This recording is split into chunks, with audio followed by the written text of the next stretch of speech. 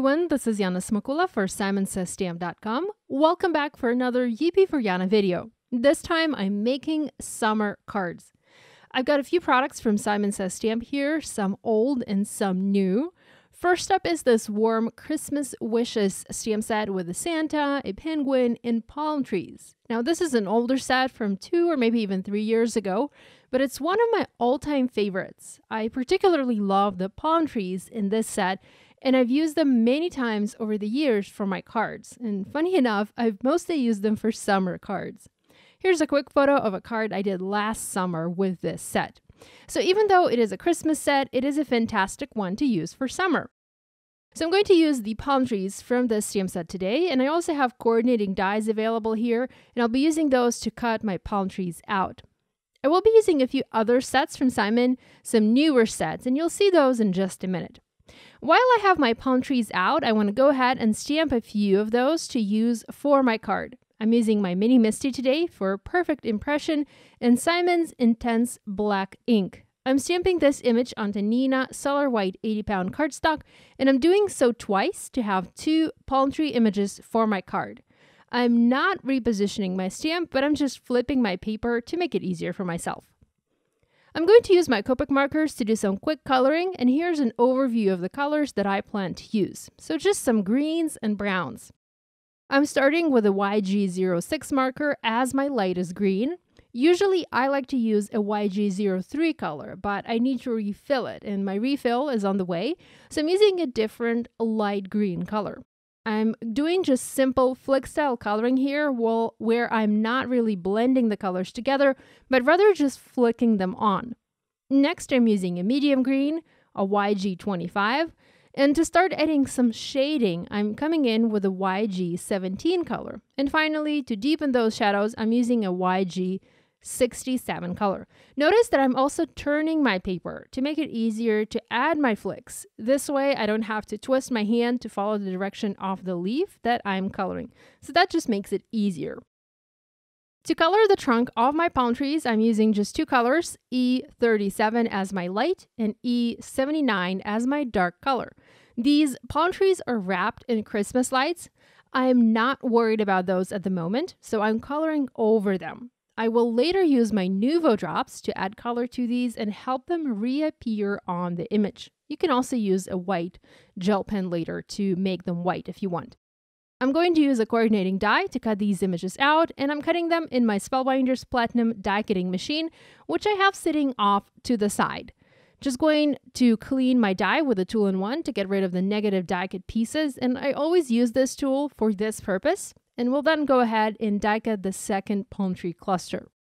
To create a background for my card, I'm going to use the Clouds for Days stencil from Simon, and I really love how versatile it is and also how easy it is to create a background with its help. If you caught my Instagram story takeover for Simon yesterday, you might have seen a card where I used this stencil along with a leafy frame stencil and layered them together to make a background.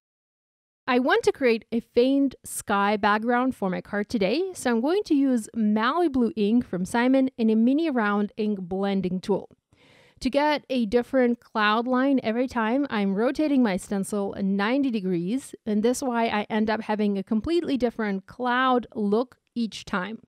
Now, once I've rotated it 4 times, I'm going to flip it and repeat. So technically, you can get 8 different cloud lines from just one stencil, and you also have 3 other clouds cut out in the center of the stencil, so you can use those as well. It's a fabulous stencil for summer and for cards with scenes, and I know that I will be using it a lot, especially with those palm trees. So here is a look at my ink blended background. I really love the way it turned out and also how easy it was to make it.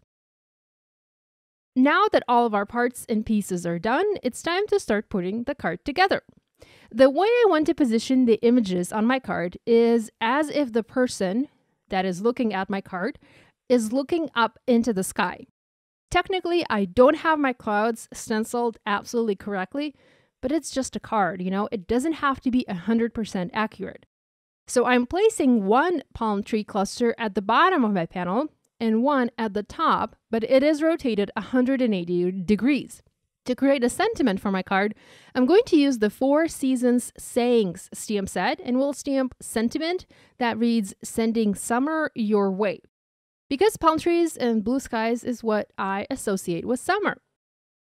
I'm going to die cut a circle out of vellum, and I'm using thicker vellum today from Hero Arts. It's very nice and durable vellum. It's thicker and it holds its shape nicely.